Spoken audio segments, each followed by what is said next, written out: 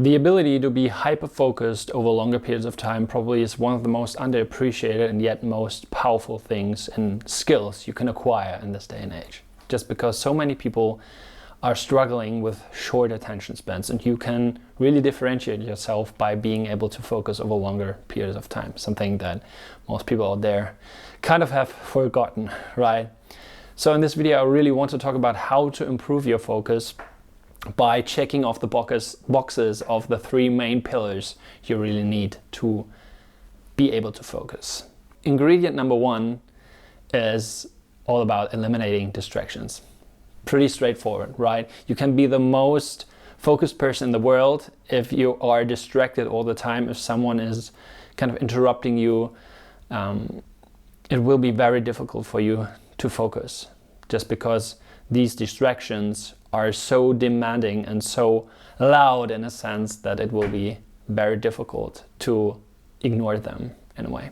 And there are so many distractions in our lives, and I really want you to eliminate them in order to improve your focus. Before even getting into the work, you really have to think about how to design your environment, your work environment especially, to kind of prevent yourself from being distracted.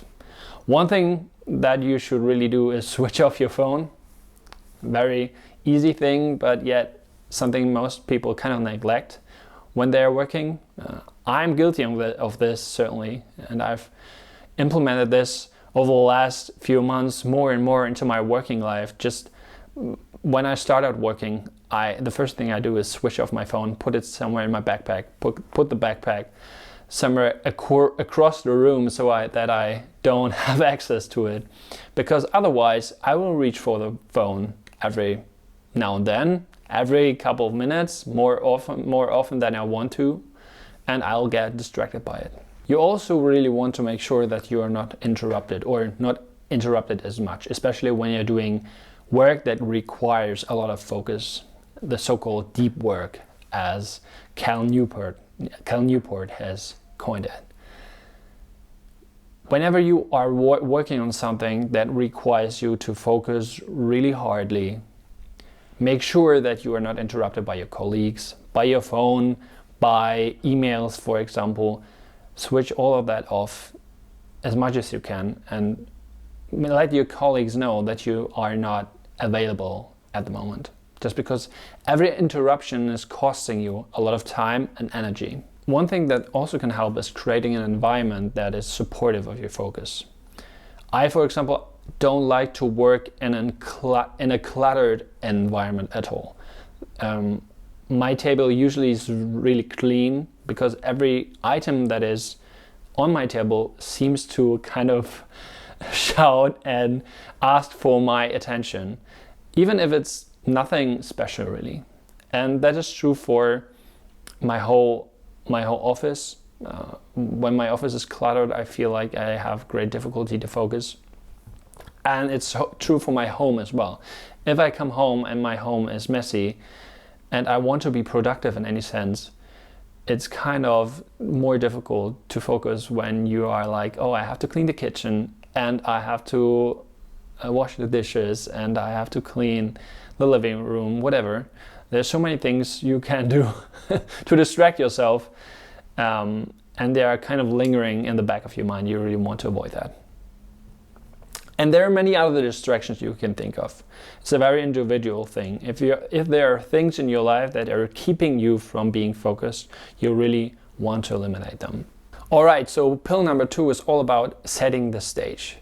You see, after you have eliminated all of these distractions, you're still not ready to go, just because there are so many things that have to happen before you can be able to focus.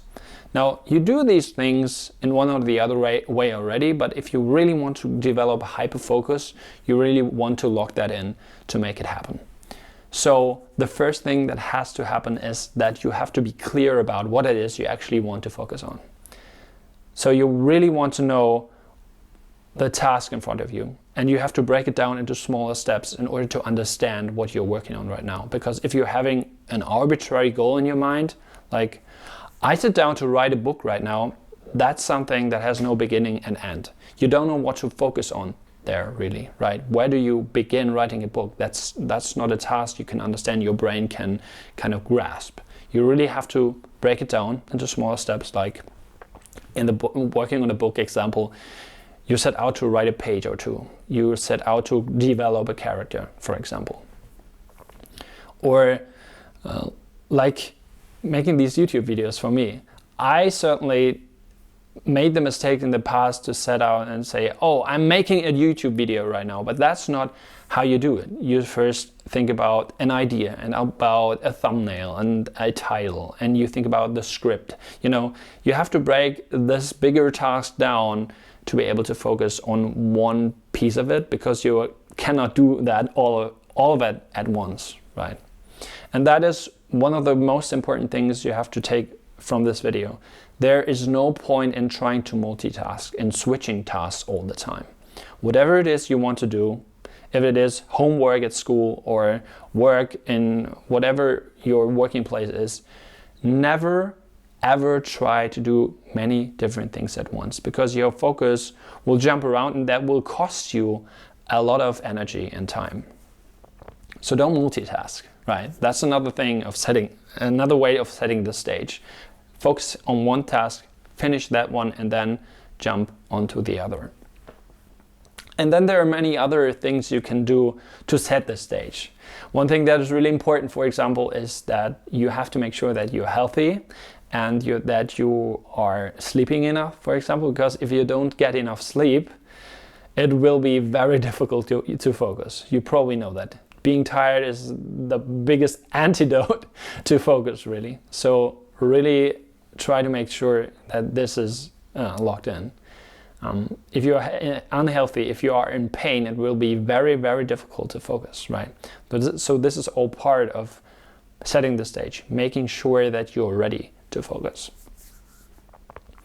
And then there are different techniques you can use. Like I like to use the Pomodoro technique, working for 25 minutes, taking a break for 5 minutes, then working 25 more minutes, take another 5-minute break, and doing that 4 times until I take a bigger break. And what that does is it really makes sure that I have certain time slots in mind that I really can focus, and also having this kind of backup in the back of my head. I'm like, okay, I can chill for a couple of minutes after 25 minutes. Really helpful. Also, and this is really very underappreciated by many people, you have to take breaks. Whatever it is you want to focus on, don't try to do it for several hours straight, because over time your ability to focus will go down very, very fast. But taking a break will kind of restore that, right?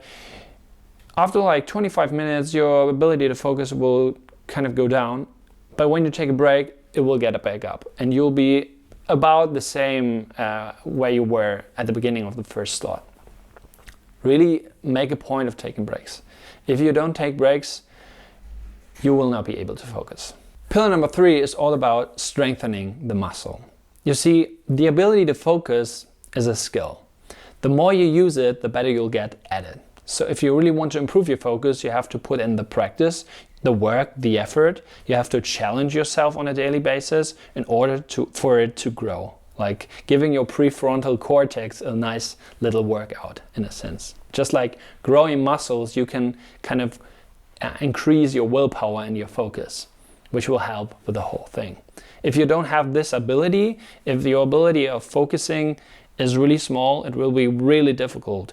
Even though maybe you've set the stage, maybe you've eliminated all of the distractions, but if you're not able to focus, there's no point in trying to do so, right? But don't worry, chances are you already have a certain ability here, and you just have to expand it to a degree that it's usable for you, and that's kind of fitting your needs, right? One way to do that is to just show up at work every single day and trying to focus for a little bit longer than yesterday. Just like expanding that, right? Another way would be to sit down and do some meditation. This is a really good way to improve your ability to focus, especially when it's kind of a mindfulness meditation where you're focusing on your breath or a mantra or something like that. That is really strengthening your prefrontal cortex, which is helping you to just be able to focus, right? So these are the 3 pillars you really have to look at in order to become more focused. Just a quick little note here. Don't make the mistake of neglecting one of them, because the 3 of them are really important and they have to play together in order for you being able to focus. And this is something that happens to me every now and then, that I'm just forgetting about one of them and kind of neglecting them because I don't think I really need it. And then the whole thing is gone, right? I wonder, why do I have difficulty to focus today? Well, it's probably because of all of the distractions around me, right? Or just because I'm not clear about what it is I want to do. Or maybe I don't feel good today. Maybe I haven't slept well these last couple of days. All right, that's it for today. I hope that kind of helped. If so, feel free to subscribe, and I hope to see you very soon. Goodbye.